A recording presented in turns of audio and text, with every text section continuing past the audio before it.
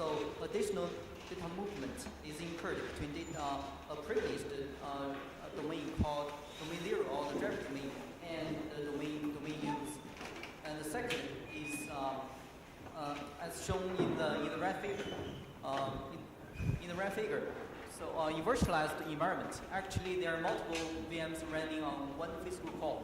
So there's a VM scheduling queue, and there's queuing delays. For the first type of delays, it is sub-millisecond. And I must stress that we use modern hardware support like SRIOV. This kind of delays can be reduced by passing the data movement between the driver domain and the guest domain, so-called pass-through I/O or direct I/O technologies. However, the second type of delays cannot be avoided. This is because CPU sharing between multiple VMs on one CPU core is very common.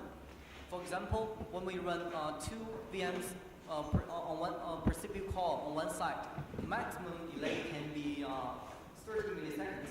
And when we run 3 VMs per CPU core, the maximum delay can be 60 milliseconds. Actually, the VM scheduling delays is the queuing delays of the virtual machine in the scheduling queue, which can dominate the network activities. In public clouds, these two figures shows that in both Amazon EC2 and Windows Azure, network delays can largely vary. For example, in Windows Azure, the maximum latency can be as high as 100 milliseconds. So this is a big thing. So in-cast congestion, well, this is very popular in today's data centers, which is typically seen in largely skew distributed data processing. For example, in MapReduce and web search. So the receiver perceived throughput, which we call throughput, can be very low, much lower than the link capacity. For example, in this figure, when the number of servers, number of simultaneously sending servers become large, the throughput can be lower than 100 Mbps in 1 GB link. Prior work focused on physical cluster, and many researchers have addressed this problem, and they found that none of the listed solutions can fully eliminate the throughput class. The dominant factor is once the packet logs, whether the senders can know it as soon as possible. Especially in case of tier logs, the sender can only count on timeout-based recovery.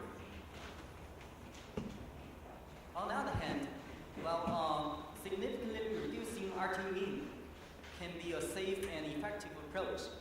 And even with ECN supported hardware switch, well, a small RT min still shows a lot of benefit. However, how does this solution perform in a virtual cluster? No prior work. Well, this figure shows that when we run 3 VMs per CPU core, RTT can largely vary even when there is no network congestion.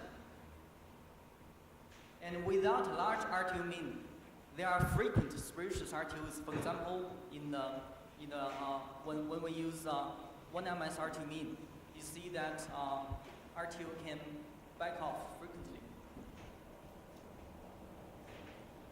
This figure shows the in-cast experiment in a virtual cluster using as many as 20 concurrent sending VMs. So with a small RTU min, it will suffer from pseudo congestion. And with a big RTU min, when the real network congestion is heavy, the throughput also decreases. So this is exactly what Ullman and Paxson have noted. RTU min can be a trade-off between pre-material timeout and timely response, and there's no optimal balance between the two. And virtualized data centers is, of course, a new example of this phenomenon. Well, spurious RTUs will not be a big problem if they can be well detected, right? The senders can simply recover the sending window. There are two well-known methods to detect spurious RTU, FRTU and LFI. LFI performs much worse than FRTU in some conditions, which is not implemented in Linux, and FRTU has been standardized and implemented in Linux. However, we find that in virtualized environment, in virtual machines, FRTO is unable to detect all spurious RTOs, no matter which response policy is adopted. Well, one would think that RTT specs can also appear in wireless environment, and typically wireless environment. So we borrow some ideas from that domain. However, we find that there are so many different access technologies that there are a number of wireless solutions, and each solution only tackle a very specific problem. So it is unlikely to develop a one-size-fits-all solution. And the primary goal of TCP design, we think, has become how to distinguish the causes of packet loss and virtualized data centers because of the unique causes of RTT specs, which presents another case that needs special adaptation. So VM scheduling delays can happen on both the sender side and the receiver side, which can both cause suspicious RTOs. Well, when the sender VM is preempted, the return of the ARC from the receiver will not be delayed. However, when the receiver VM is preempted, the return of the ARCs will be delayed because the VM cannot process the data packets until it gets CPU cycles again. So in this paper, we focus on the first problem, and which is more interesting, and the second problem will be of which work. Well, this figure shows a macro view with TCP dump. First, the sender VM is preempted, and just after the VM is preempted, the receiver returns several ARCs. However, after the VM wakes up, RTO still happens, and resends the segment that triggers the timeout. On the receiver side, when it receives an old segment, it returns a duplicate ARC. So from TCP's perspective, this type of RTO should not happen because the ARC's arrival time are not delayed, but their receiving times are too late. Well, this figure schematically shows the OS reasons for the sender side problem. So when the VM is running, both the receiver and the sender can work normally, interact normally. However, when the VM has been descheduled, the return ARC from the TCP receiver will be stored in a buffer, basically in the driver domain. And the ARC cannot be delivered until the VM wakes up again. However, after the VM wakes up, both the network interrupt and the timer interrupt are pending. But RTO happens just before the ARC enters the VM. This is because due to common OS design reasons, timer interrupt is always executed before other interrupts. To this end, we present a para-virtualized TCP called PVTCP. So our observation is that spurious RTOs only happen when VM has just experienced scheduling delays. So if we are able to detect such delays inside the guest OS and let the TCP be aware of such delays, we have a chance to handle the problem. And this idea is partially inspired by Allman and Paxson. So the more information about the network available to the transport layer protocol, the more efficiently it can utilize the network. This figure shows the basic architecture of PVTCP. It is a slim layer resides between the standard TCP and the hypervisor. Basically, we have developed a technique to detect the VM's wake-up moment. And based on this technique, the spurious RTOs can be avoided, so there is no need to detect them at all.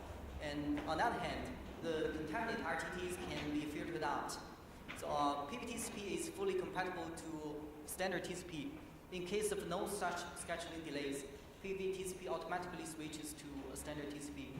And it does not require any modification to the hypervisor. So how to detect VM's wake-up moment? So this technique is very interesting. For example, when we run 3 VMs per CPU call, normally the hypervisor will send a soft timer interrupt to the guest OS every 1 ms. However, when the VM has been descheduled, the timer's interrupt cannot be served until the VM wakes up again, which causes Jeffries to increase by more than 1. For example, when the scheduling delay is 60 milliseconds, the Jeffries will be increased by 60. And after the VM wakes up again, everything returns to normal. So, if the system clock has been detected to not continuously increase, this is a strong indication that the VM just wakes up.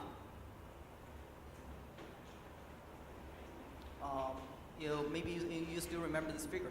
So in virtualized environment, when the sender VM has experienced a scheduling delay, the TCP's retransmission timer's expiry time has actually been extended to the moment until the VM wakes up again. However, the network interrupt is executed a little bit than the timer interrupt. So in our technique, in PVTCP, we just slightly extend the expiry time of the retransmission timer by only 1 millisecond. In this way, the ARC gets a chance to enter the VM before the retransmission timer fires. But once the ARC enters the VMs, TCP will use this ARC to calculate RTT. However, the measured RTT has included the VM scheduling delays. And according to TCP's low-pass filter, this kind of VM scheduling delays in terms of tens of milliseconds can cause acute increase to RTT variance and expected RTO values, which will contaminate the RTO calculation. Our solution is very simple. As we can detect such moment, we just adopt the previously calculated smooth RTT and give it to the measured RTT. So we have implemented our PVTCP in Linux, and it contains less than 200 lines of source code. This is our evaluation results. So remember that with TCP, if you use a small RTO mean, well, the throughput can be very low at the beginning. With a big RTO mean, when the real network congestion happens, well, the throughput still decrease. With our PVTCP, even with 1 ms RTO mean, we can achieve best performance in the whole range. And the effect of RTT filter, without it, there is about 7.2% less performance. So summary, the main motivation of this paper is that TCP is still used in virtualized data center for congestion control, but VM scheduling delays can cause a serious distortion to TCP's congestion control.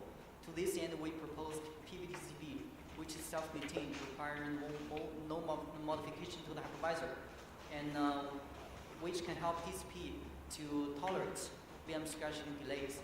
And this paper focuses on the sender-side problem, and our future work will be the receiver-side problem. Thanks.